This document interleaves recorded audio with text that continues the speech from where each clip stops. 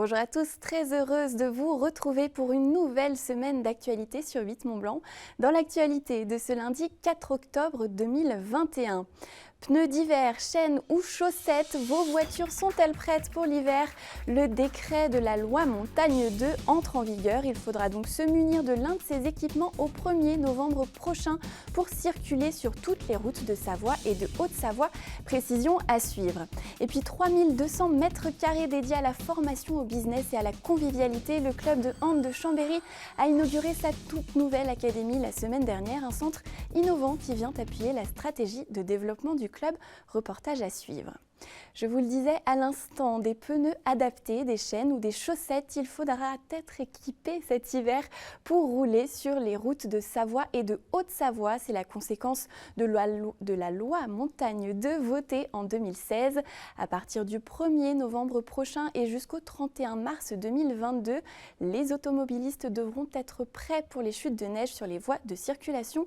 Tous les axes routiers et autoroutiers sont concernés dans nos départements savoyards. Précision dans ce reportage. Le 1er novembre, la réglementation va changer dans nos pays de Savoie. Sur toutes les routes de nos deux départements, les automobilistes devront être équipés pour affronter l'hiver.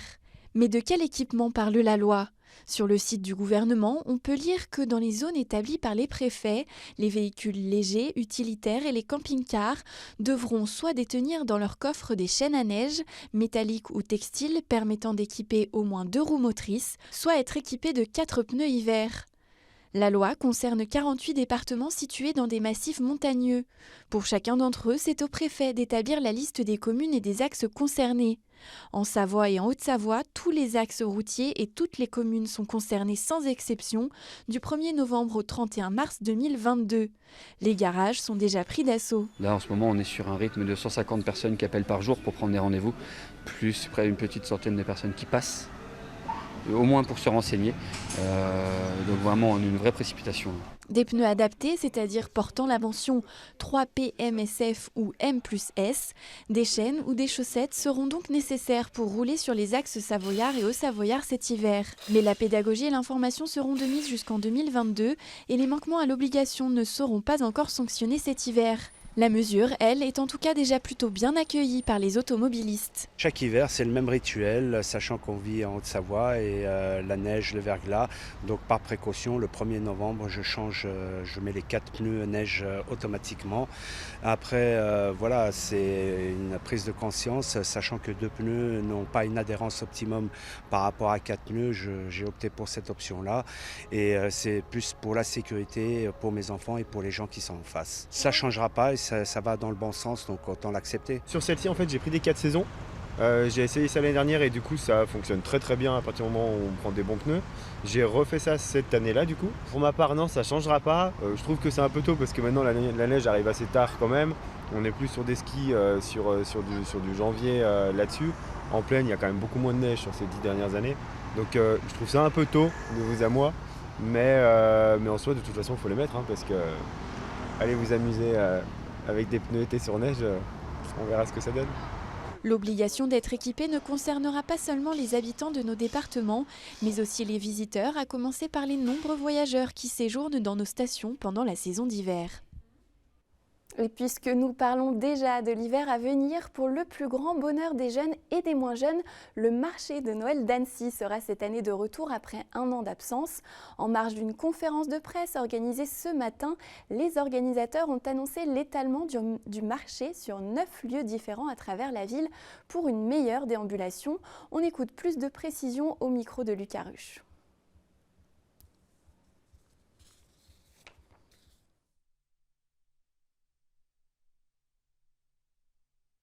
Les grands changements pour l'année prochaine, enfin pour cette année maintenant puisqu'on y est, c'était la volonté de la ville d'Annecy d'étendre à toutes les communes déléguées ces marchés.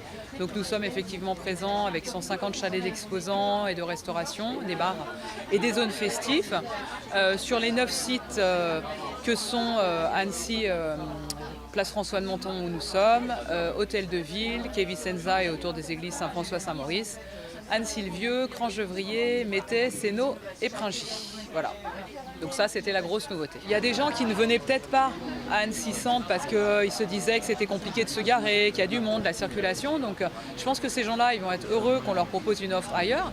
Et puis il y a les gens aussi qui avaient l'habitude de venir ici, qui sont aussi curieux de savoir ce que l'on va proposer, qui sont peut-être contents de se retrouver le soir dans une ambiance afterwork sur Frangy ou à Sénaux, où il y a la patinoire. Enfin voilà, on va essayer de proposer des animations très variées pour que chaque site ait sa particularité et que ça incite les gens à se déplacer sur tous les sites. Et à noter que l'inauguration du marché de Noël est prévue pour le lundi 22 novembre, place François de Menton. Et vous pourrez flâner dans les allées des 9 sites différents jusqu'au 2 janvier prochain. Le groupement transfrontalier européen défend les frontaliers depuis sa création en 1963 et j'accueille ce soir son président Michel Chara. Bonsoir à tous. Bonsoir. Merci d'être avec nous. Alors on va évoquer avec vous un événement incontournable pour le groupement, ce sont les journées transfrontalières. On va y arriver dans quelques instants, mais avant cela, je voulais vous demander comment vont les frontaliers après cette année dans un contexte compliqué. Écoutez, ils ont vécu une période compliquée, comme beaucoup d'autres personnes sur ce territoire. Que l'on travaille sur Suisse ou sur France, il y a quand même eu à peu près les mêmes effets. Sauf que pour les frontaliers, ces effets de crise, ces blocages de frontières parfois, un certain nombre le télétravail a été mis en place. Il y a quand même pas mal de facilités.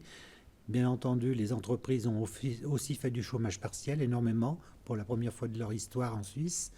Ça a permis en tous les cas de sauver un certain nombre d'emplois. Malheureusement, il y a des milliers de frontaliers qui se sont retrouvés au chômage.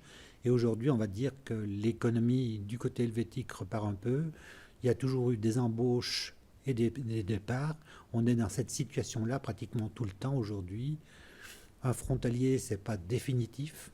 Souvent, on fait une période de 2-3 ans en Suisse, on repasse en France et ainsi de suite, ce qui n'était pas le cas dans le passé. Est-ce que la crise a plutôt mis en évidence les limites ou alors la capacité justement de ce monde frontalier à s'adapter ? La crise a quand même mis en place les limites. Et puis bien entendu, on a dû s'adapter. D'ailleurs, le groupement s'est adapté de la même manière, puisqu'on n'était pas du tout prêt. On fait pratiquement toujours du présentiel et on n'était pratiquement pas prêt au télétravail, ni au niveau des instruments, de l'informatique et tout ça. Il y a eu un vrai problème à un moment donné, d'autant plus que par exemple la structure du groupement, on a quand même connu un incendie ravageur en 2017 qui avait brûlé notre siège. Dans le même temps, l'année dernière, on a déménagé pour nos nouveaux locaux qui ont été financés par la région et le département. On a été vraiment dans une situation d'une instabilité énorme pendant presque 3 ans. Mais vous êtes de retour, notamment cette année, avec ce salon qui aura lieu donc vendredi 8 et samedi 9, les journées transfrontalières au complexe Martin Luther King à Annemasse. C'est un rendez-vous incontournable. C'est un rendez-vous incontournable pour tous ceux qui veulent entendre parler du transfrontalier à tout niveau, puisqu'il y aura les banques, les assurances sociales, entre autres. Il y a tout un secteur emploi. Il y a multiples partenaires qui sont sur ce salon, comme par le passé. Ce n'est pas la première édition. On a dû malheureusement annuler l'année dernière à la dernière minute à cause du Covid. Mais aujourd'hui, on a l'impression qu'on va redémarrer, redynamiser. Et puis le groupement est en pleine redynamisation, il faut le dire aussi aujourd'hui. On repart parce qu'en 2023, nous fêterons nos 60 ans d'existence. Donc aujourd'hui, on est vraiment dans un changement et tout un tas de structures ont été mis en place. On a vraiment mis des services à destination des adhérents, histoire bien entendu d'en faire revenir une majeure partie, puisque pendant le Covid, il y a un certain nombre qui ont un peu déserté, comme dans toutes les associations. On ne paye plus sa cotisation à une association quand elle n'est plus capable de fournir les services. Aujourd'hui, on est vraiment dans une attitude de dynamisation du groupement et ce salon, ces journées transfrontalières vont justement permettre ça, avec bien entendu un invité d'honneur qui est la région. Laurent Wauquiez, le président. Laurent Wauquiez, le président d'ailleurs, qui nous rendra une visite. Donc on va vers... Et la région qui a fait un certain nombre de choses pour les frontaliers, puisque le Léman Express existe aussi grâce à la région et au département. Le département et la région se sont investis pour financer nos nouveaux locaux aussi. On est vraiment dans une dynamique à l'approche du frontalier, puisqu'il faut quand même le rappeler, rien qu'à Genève, il y a près de 140 000 frontaliers qui passent la frontière tous les jours. Je parle de ceux qui sont imposés à la source. Plus vous pouvez compter tous les autres qui ne sont pas déclarés, qui sont sur le territoire français, qui sont aussi des frontaliers à part entière. Alors pour revenir sur ce salon, qu'est-ce qu'il nous réserve concrètement cette année? Des conférences, des animations? Alors comme chaque année, comme par le passé, il y a beaucoup de conférences, d'animations. Simplement cette année, on sera un peu plus en difficulté parce qu'il y a à Martin Luther King, vous avez une salle de conférence qui est importante. Malheureusement, cette année, cette salle de conférence n'a pas été accessible, tout simplement parce qu'elle reste à disposition de la vaccination. Donc on va devoir occuper les petites salles du haut. J'espère qu'on aura en tous les cas tous les moyens techniques pour pouvoir en tous les cas gérer convenablement ces réunions, ces conférences, et puis que tout le monde y retrouvera son compte. On a vraiment beaucoup de sujets à traiter. On peut parler de la CSG-CRDS sur les retraites des frontaliers qui n'est plus perceptible aujourd'hui et qu'on doit se faire rembourser. Il y a beaucoup de sujets qui peuvent attirer les frontaliers actifs comme les inactifs, les retraités aujourd'hui. Ou les futurs frontaliers Ou peut-être aussi. Beaucoup de futurs frontaliers, parce que vous savez, les journées transfrontalières font venir beaucoup de gens d'autres départements. Un frontalier maintenant, depuis Chambéry, il y a des frontaliers. Donc c'est pas seulement la Haute-Savoie, c'est pas seulement le département de l'Ain, c'est aussi maintenant la Savoie et parfois d'autres secteurs. Un tout petit mot pour terminer. Michel Chara, vous me disiez en préparant cette interview que vous êtes à la tête du groupement depuis plusieurs années maintenant. Est-ce qu'il y a encore des chantiers, des sujets que vous aimeriez porter qui sont importants pour l'avenir de ce monde transfrontalier? Bon, écoutez, il y a bien entendu, il y a toujours des chantiers. Ça a été un constant renouvellement au fil des années. Tout le temps, il y a eu des changements au niveau des assurances sociales, que ce soit du côté suisse, du côté français, ou même par les lois européennes. Donc on est confronté à 3 législations. Il y a tout le temps des chamboulements dans notre vie de frontalier, que ce soit à la retraite ou en activité, et bien entendu les nouvelles normes pour pouvoir accéder au territoire suisse. Il faut quand même vous rappeler que nos amis suisses n'ont pas ratifié les accords avec le dernier accord qui devait faire l'accord cadre avec l'Union européenne, et que ça risque de créer quelques difficultés, y compris au niveau de l'emploi dans les mois et les années à venir. Parce que la Suisse reste un pays tiers de l'Europe, et bien entendu, il y a les accords bilatéraux, mais ces accords bilatéraux sont un petit peu menacés, comme l'accord cadre n'a pas été signé. Donc, ça fait partie des incertitudes que nous devons combattre pour l'avenir. Pour en savoir plus, on donne donc rendez-vous ce vendredi 8 octobre et samedi 9 octobre donc pour les journées transfrontalières du côté d'Annemasse. Merci beaucoup Michel Chara, président du groupement transfrontalier européen, d'avoir été avec nous. Bonne soirée. Elle est rapidement devenue le centre névralgique de la vie du club. L'Académie de la Team Chambé a été inaugurée officiellement jeudi dernier à Chambéry. Le bâtiment de 3200 mètres carrés est opérationnel depuis presque un an. Il est dédié à la formation sportive. Il s'agit d'ailleurs du plus grand centre de formation de France. Il a pour objectif de faire évoluer le club, comme nous l'explique Manon Toiti. Après 2 ans et 1 mois depuis la pose de la première pierre, l'académie est sortie de terre pour donner un nouveau souffle à la Team Chambé. Soutenu par la région et le département, ce projet a pour but de porter les joueurs en les accompagnant dans leur formation et leur début de carrière. C'est vraiment un lieu de vie où les gamins d'imminents jusqu'au pro ont accès à cette académie. On a vraiment un outil qui doit nous permettre dans les années à venir de développer cette formation.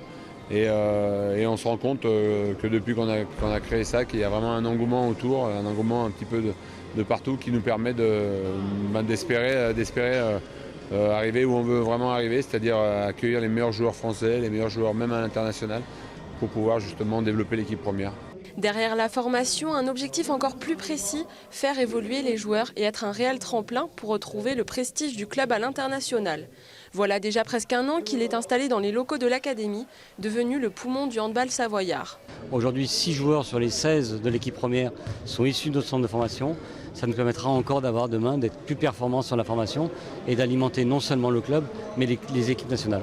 Après, on est un petit département, on est une petite ville, on a le 9e budget du championnat, mais on a des grandes envies et on a une chance dans ce club, c'est des ajouts de compétences, des gens compétents à tous les domaines. Donc nos ambitions, c'est d'être européens, quoi.